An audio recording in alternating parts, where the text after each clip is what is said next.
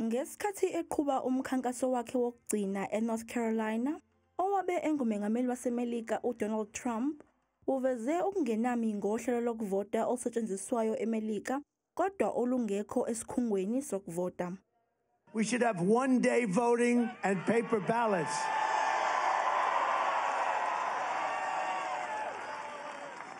Then I just heard that a couple of states may go an extra 12 days. How the hell do you have an election?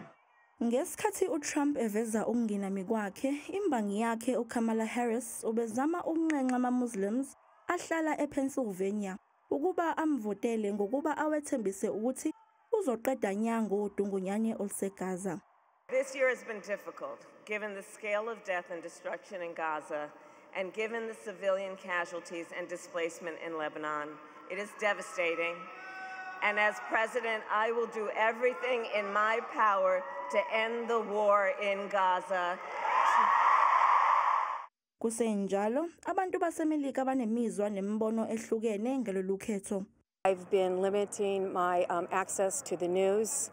I just want this nightmare to be over. If Democrats win, then Republicans are going to say it was rigged and fight the whole thing. And then if Republicans win, then I feel like we're going to feel the repercussions for years and years and years. Emahoreni angingaki, abantu baseMelika bazoqoka umengameli wabo wama-47 kanti bazobe bekhetha phakathi kukaKamala Harris oqhamuka kuma-Democrats ongummeli aphinde abe yiphini likamengameli waseMelika, noma uDonald Trump wama-Republicans owayengumengameli wama-45 wakuleliyazwe.